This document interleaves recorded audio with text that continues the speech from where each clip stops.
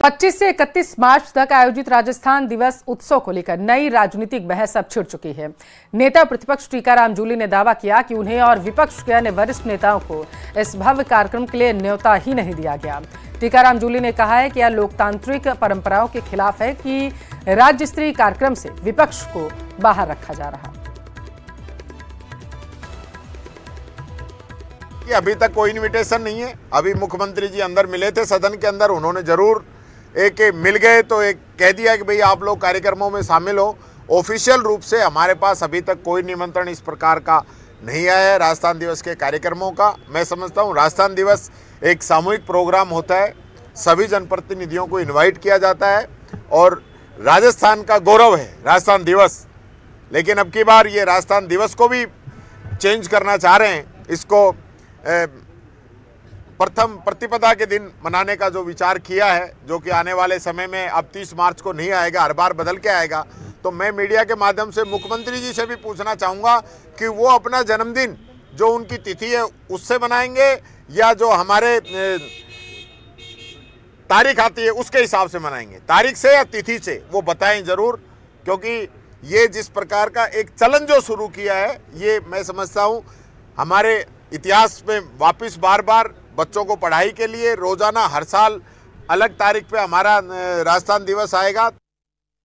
स्वामी केशवानंद राजस्थान कृषि विश्वविद्यालय के कुलपति प्रोफेसर अरुण कुमार पर एक बार फिर से गंभीर आरोप लगे। पहले से ही वित्तीय अनियमितता के मामले में जांच के दायरे में आए कुलपति प्रोफेसर अरुण कुमार के कार्यकाल में हुए आविष्कारों पर भी सवाल उठे हैं। अरुण कुमार कृषि विश्वविद्यालय जोधपुर के कार्यवाहक कुलपति और स्वामी केशवानंद कृषि विश्वविद्यालय बीकानेर के कुलपति हैं।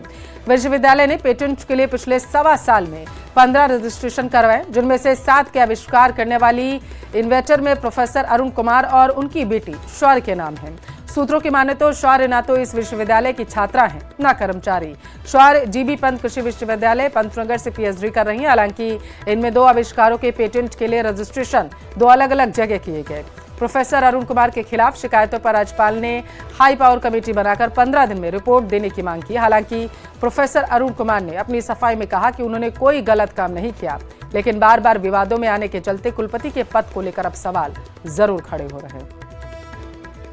पहली बात तो कुलपति का ही आर्ट है और बेटी के साथ है, उसको प्रोजेक्ट नहीं दिए जा रहे हैं। वो जब अपने कंट्रीब्यूशन को, अपनी नॉलेज को अपडेट करने के लिए या किसी चीज़ को डिज़ाइन को ठीक करने के लिए, या हमारे जो अपने पेटेंट हैं उनको फाइल कैसे करें, हम किस तरह से चीज़ों को रिजॉल्व करें, वो इंटेलिजेंट वाली बात नहीं, वो समझ की बात है।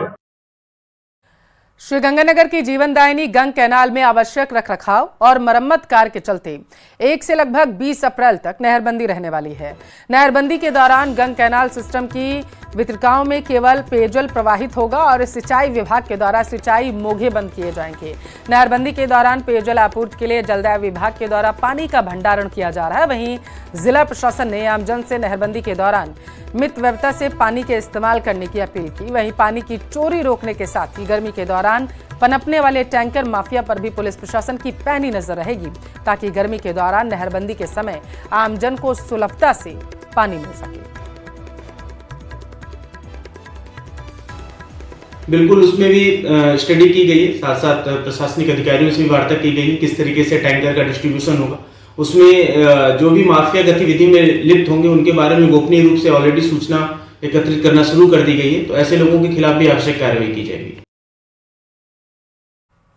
विश्व मौसम दिवस के मौके पर जयपुर के मौसम केंद्र में ओपन हाउस कार्यक्रम का आयोजन किया गया। कार्यक्रम में आमजन और विद्यार्थियों को मौसम विभाग की बारीकियों से रूबरू करवाया गया और इस दौरान बदलते मौसम चक्र और आधुनिक तकनीकों के इस्तेमाल की जानकारी दी गई।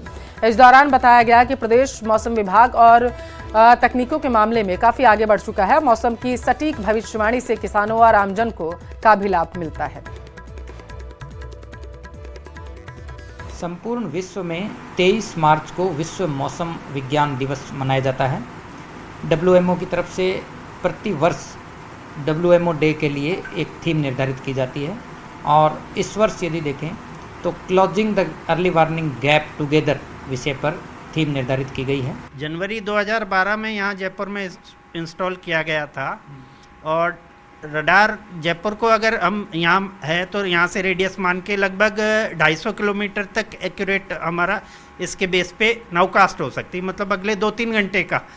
जो जब क्लाउड डेवलप हो जाते हैं, वाटर ड्रॉपलेट्स ये रिफ्लेक्टिविटी को देखता है, तो इसमें इलेक्ट्रोमैग्नेटिक वेव्स जाती हैं, वो जब किसी क्लाउड के ड्रॉपलेट से टकरा के वापस आती है तो उसके बेस पे ये इमेज जनरेट होती है। बैलून के अंदर हाइड्रोजन गैस भरी जाती है जो इजीली अपलिफ्ट कर देते हैं इंस्ट्रूमेंट को।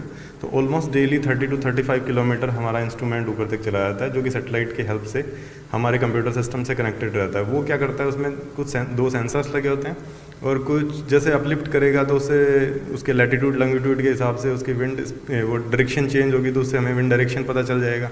विश्व मौसम दिवस मनाया जा रहा है। ये खास दिन है जब मौसम को लेकर के लोगों को जागरूक करने की कोशिश की जाती है। जयपुर के जो मौसम केंद्र पर हम मौजूद हैं, आप देख सकते हैं कि यहाँ पर अलग अलग तरह के यंत्र लगा करके लोगों को जागरूक करने की कोशिश की जाती है कि उन्हें भी मौसम के बारे में बताया जा सके कि हम कौन सी तकनीकों का इस्तेमाल कर रहे हैं और ये तकनीकें हमारी ज़िंदगी में कितनी मायने रखती है। जैसे कि आप मेरे सीधे हाथ पर देखेंगे कि कितनी बारिश गिरी, इसके लिए एक ख़ास मानक पैमाना इस्तेमाल में लिया जाता है, जिसके अंदर इंक के ज़रिए इस्तेमाल करते हुए यहाँ पर बारिश में कितना पानी गिरा और उसे कितना बताया जाना है, वो एक आदर्श पैमाना यहाँ से लिया जाता है। इसके अलावा अगर आप मेरे ठीक पीछे देखेंगे तो वहाँ पर तापमान दर्ज किया जाता है, जिसमें किसी भी सामान्य जो है तापमापी यंत्र से तापमान नहीं लिया जाता। इसके लिए एक अलग तरह का जो है स्टीवेंसन स्क्रीन को इस्तेमाल में लिया जाता है, जिसके ज़रिए यहाँ पर बाकायदा टेम्परेचर दर्ज किया जाता है कि राजस्थान में गर्मी का जो दायरा है वो कितना रहा और ठंड का दायरा कितना रहा। ऐसे ही अगर आप मेरे ठीक पीछे देखेंगे तो वहाँ पर आपको डॉपलर रडार दिखेगा, जो कि गेंद नुमा सा सामने यंत्र नज़र आ रहा है। इस डॉपलर रडार के ज़रिए जो नाउकास्ट की जाती है, यानी ताज़ा 3 घंटे के हालात के आसपास के इलाके में हमारे तेज़ अंधड़ आएगी, बारिश आएगी, बिजली गिरेगी या फिर ओले गिरेंगे, ये वक्त रहते पता चल जाता है। मौसम के अंदर जिस तरह से सैटेलाइट जो है उसका प्रेडिक्शन बहुत मायने रखता है, ठीक उसी तरीके से हमारे जो सामान्य इक्विपमेंट है वो बहुत मायने रखते हैं। जयपुर के अंदर मौजूद इन तमाम यंत्रों के ज़रिए आसपास के करीब 200 किलोमीटर के दायरे का पता लगाया जाता है और कोशिश ये की जाती है कि इन तमाम चीज़ों से एक्यूरेट। राजस्थान स्थापना दिवस को भव्य रूप देने के लिए ब्यावर जिला प्रशासन ने तैयारियां शुरू कर दी। कलेक्टर डॉक्टर महेंद्र खड़गवावत ने अधिकारियों के साथ बैठक कर कार्यक्रम की रूपरेखा तय की। कलेक्टर ने कहा है कि 25 से 31 मार्च तक 7 दिवसीय आयोजन में अलग अलग कार्यक्रम आयोजित किए जाएंगे। कलेक्टर ने अधिकारियों को निर्देश दिए कि वो सभी कार्यक्रम को सुचारू रूप से संपन्न कराने के लिए समन्वय स्थापित करें। इसके बाद कलेक्टर डॉक्टर महेंद्र खड़गवावत अधिकारियों के साथ कार्यक्रम स्थल अंबेडकर भवन पहुंचे, जहां पर उन्होंने तैयारियों का जायजा लिया। कार्यक्रम के दौरान डीसी से डायरेक्ट संवाद रहेगा, 2-वे कम्युनिकेशन रहेगा और 300 से 350 लाभार्थियों की वरिष्ठ जनों की इनकी गैदरिंग रहेगी और इस पूरे कार्यक्रम को कलेक्टर सर के निर्देशन में बहुत ही अच्छे से करवाया जाएगा और ताकि राजस्थान दिवस एक ऐतिहासिक तौर पे बन पाए। उधर कोटा में हिंदू नववर्ष आयोजन को लेकर बड़े स्तर पर तैयारियां की जा रही। 30 मार्च को ऐतिहासिक शोभा यात्रा निकाली जाएगी, जिसमें शहर की 51,000 महिलाओं को कलश के साथ शामिल करने का लक्ष्य रखा गया। शोभा यात्रा दशहरे मैदान से शुरू होकर श्रीनाथपुरम तक पहुंचेगी और इस शोभा यात्रा को भव्य बनाने के लिए पीले चावल बांटे जा रहे हैं। ज्यादा से ज्यादा लोग शोभा यात्रा में शामिल हो सके, इसके लिए घर घर लोगों को पीले चावल देकर शोभा यात्रा में शामिल होने का आह्वान किया जा रहा। हिंदू नववर्ष आयोजन समिति के पदाधिकारी महावीर नायक ने बताया कि इस शोभा यात्रा को भव्य बनाने के लिए देश के बड़े बड़े संत भी शोभा यात्रा का हिस्सा रहेंगे और ये अब तक की सबसे बड़ी और ऐतिहासिक शोभा यात्रा होगी, जो हिंदू नववर्ष के मौके पर कोटा में निकाली जाएगी। वर्ष के उपलक्ष्य में 30 तारीख को विशाल शोभा यात्रा कलश यात्रा का आयोजन किया जा रहा है, जिसमें 51,000 मातृशक्ति कलश लेके और दशहरा मैदान से श्रीनाथपुरम के लिए निकलेंगे और बीच बीच में भव्य जलपान की गेट की सबकी व्यवस्थाएं हैं। हम इसी सिलसिले में, इसी तैयारियों से आज मानपुरा गांव में, दूसरे गांव में घर घर पीले चावल देके और इनको आमंत्रित कर रहे हैं कि ज्यादा से ज्यादा संख्या में कलश यात्रा में शामिल हो और कलश यात्रा में हमारे देश के प्रख्यात संत श्री श्री 1008 उत्तम स्वामी जी महाराज भी पधार रहे हैं। वो भी रैली में साथ रहेंगे और अपने आशीर्वाद से सबको लाभान्वित करेंगे। खैरथल तिजारा जिले के मुंडावर के सबलगल बनेठी गांव के लोग आज भी बूंद बूंद पानी को तरस रहे हैं। इस गांव में 2 साल पहले में जल जीवन मिशन के तहत टंकी का निर्माण शुरू किया गया, जो आज भी अधूरा पड़ा है। हैरानी की बात तो ये कि टंकी अधूरी होने के बावजूद अधिकारियों ने इसे पूरा दिखाकर यहां पर बोर्ड तक लगा दिया। वहीं पाइपलाइन बिछवाने के नाम पर गांव भर की सड़कें खोद दी गई, लेकिन अब तक काम पूरा नहीं हुआ। टूटी फूटी सड़कों और सूखे नलकों ने ग्रामीणों की मुसीबत बढ़ा दी। ऐसे में सवाल उठता है कि क्या ग्रामीणों को उनका हक मिलेगा या फिर यह योजना सिर्फ और सिर्फ फाइलों में सिमट कर रह गई है। हमारे गांव के अंदर जल जीवन मिशन के तहत एक पानी की टंकी का निर्माण होना था, परंतु 2 साल के अंदर अभी तक टंकी का पानी ना तो पानी भरा गया है, ना ही टंकी का काम पूरा किया गया है। 3 साल हो गए इसको बने हुए को, अभी कंप्लीट काम नहीं हुआ है। गांव के अंदर पानी की किल्लत है दुनिया भर की। झुंझुनू में खेतड़ी उपखंड के जसरापुर गांव में प्राथमिक स्वास्थ्य केंद्र ऐसे जर्जर हाल में चल रहा है जिस भवन को कलेक्टर नकारा घोषित कर चुके हैं। आपको बता दें कि तकरीबन 60 साल पुराने प्राथमिक स्वास्थ्य केंद्र के भवन को 28 जनवरी 2022 को कलेक्टर ने पीडब्ल्यूडी की रिपोर्ट के आधार पर इस भवन को नकारा घोषित किया। इसके बावजूद आज तक स्वास्थ्य केंद्र इसी जर्जर भवन में संचालित हो रहा, जिससे मरीजों और स्टाफ की सुरक्षा पर अब खतरा बढ़ गया।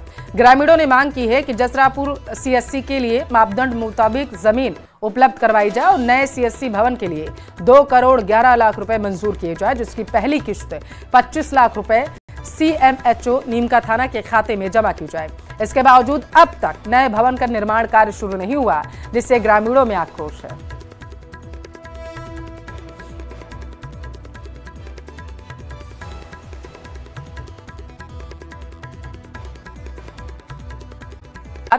रेप, ब्लैकमेल, धर्म परिवर्तन का विरोध किया गया। हिंदू संगठनों ने आक्रोश रैली निकाली है। बड़ी संख्या में महिलाएं रैली में शामिल हुई।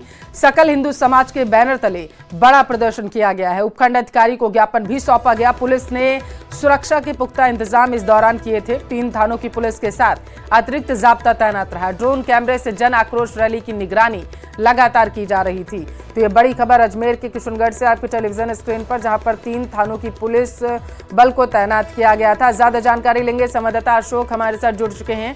अशोक, हिंदू संगठनों की तरफ से आक्रोश रैली निकाली गई है, क्या मांगे रखी गई, जरा विस्तार से बताइएगा। जी बिल्कुल, हिंदू समाज की ओर से ये रैली निकाली गई है। सर्व हिंदू समाज के लोग जो इसमें शामिल हुए हैं। किशनगढ़ के अलग अलग मार्गों से ये रैली निकली है। लगातार हिंदू समाज को टारगेट करने की घटनाएं अलग अलग स्थानों से सामने आ रही हैं। विजयनगर की बात करें, फिर अजमेर की बात करें, और विगत दिनों जो है किशनगढ़ में भी इसी तरह का एक मामला सामने आया है, जिसमें एक साजिद नाम का लड़का जो है विवाहित हिंदू समाज की एक महिला को बहला फुसला कर उसके साथ पहले प्रेम प्रसंग करता है और फिर उसे धर्म परिवर्तन के लिए प्रेरित किया जाता है। साथ ही उसके हाथ पर अपना नाम भी जो है उसने गुदवा दिया था। तो इस तरह का मुकदमा जो है दर्ज हुआ था और इससे लेकर जो है समाज में काफी रोष जो है वो उत्पन्न हो रहा है। और ऐसी घटनाएं लगातार जो है अजमेर सहित अलग अलग स्थानों पर बढ़ रही है। इसी के विरोध में जो है आज सकल हिंदू समाज की ओर से किशनगढ़ में यह रैली निकाली गई है।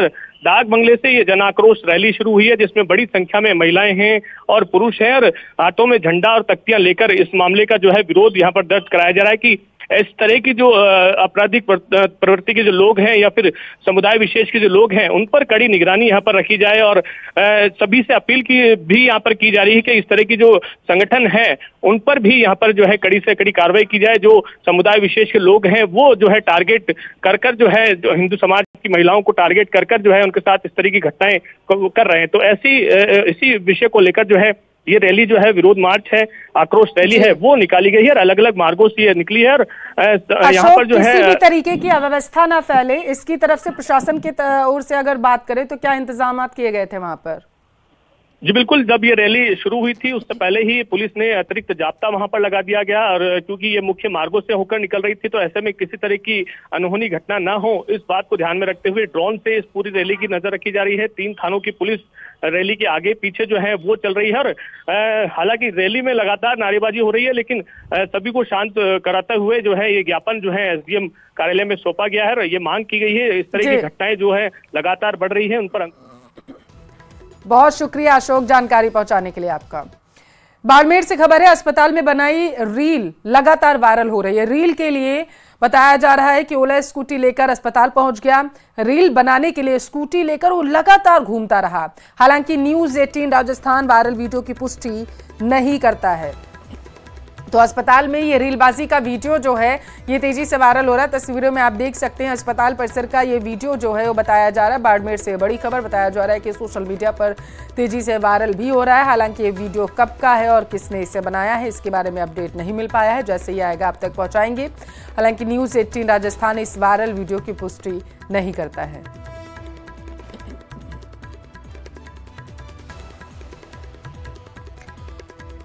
तो रील बनाने के लिए एक शख्स अस्पताल में स्कूटी लेकर पहुंच गया, जिसके बाद किस तरीके की अव्यवस्था वहां पर फैली इससे साफ नजर आ रहा है। और बताया जा रहा था कि ये वीडियो सामने आने के बाद लगातार ये वायरल हो रहा है। और अजमेर संभाग के सबसे बड़े ज्वेलन अस्पताल में अस्थायी कर्मचारियों की हड़ताल के बाद सफाई व्यवस्था पूरी तरीके से ठप हो गई है। अस्पताल के अलग अलग वार्ड और इमरजेंसी में आज कचरा नहीं उठाया गया, जिससे अस्पताल में जगह जगह गंदगी का अंबार लगा हुआ है। इस गंदगी के बीच मरीज और परिजन दोनों ही परेशान हैं। ठेका प्रथा के तहत लगाए गए कर्मचारियों को मासिक रूप से महज 6000 सैलरी दी जाती है और इस मामूली सैलरी का भी सफाई कर्मचारियों को समय पर भुगतान नहीं हो रहा। साथ ही बकाया एरियर का भी भुगतान और पीएफ के पैसे भी जमा नहीं किए जा रहे।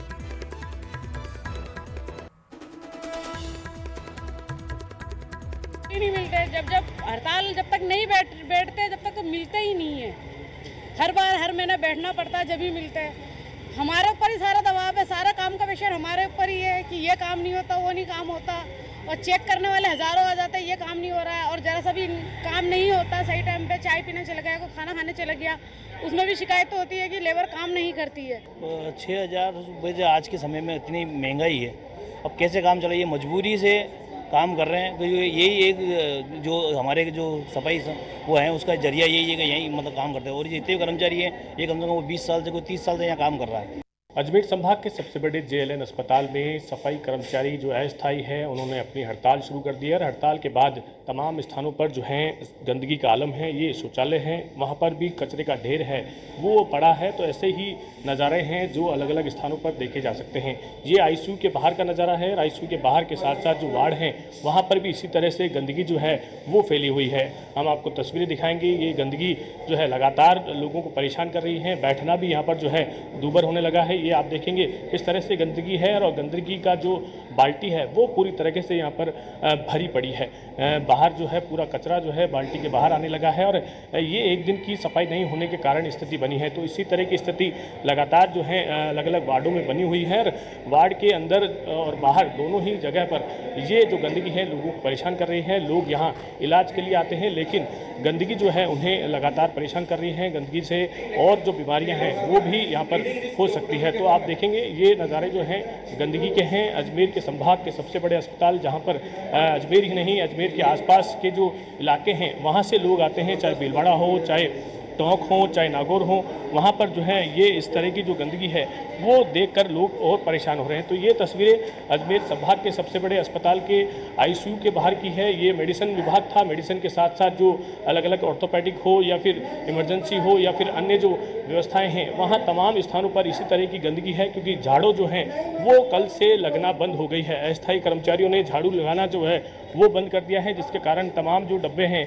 वो यहाँ पर भरे पड़े हैं। और इसी के कारण जो है समस्याएं लोगों के सामने आ रही है। संभाग के सबसे बड़े अस्पताल में इस तरह की समस्याएं अगर आती है तो ये एक बड़ा प्रश्न जो है, सवालिया निशान जो है वो स्थानीय प्रशासन और यहाँ के जो जनप्रतिनिधि हैं उनके पर खड़ा होता है। क्योंकि ये सफाई नहीं होने से यहाँ जो बीमार के लिए इलाज कराने वाले लोग हैं वो और बीमार हो सकते हैं। कैमरा पर्सन कौशल सेन के साथ अशोक सिंह, न्यूज़ 18 अजमेर।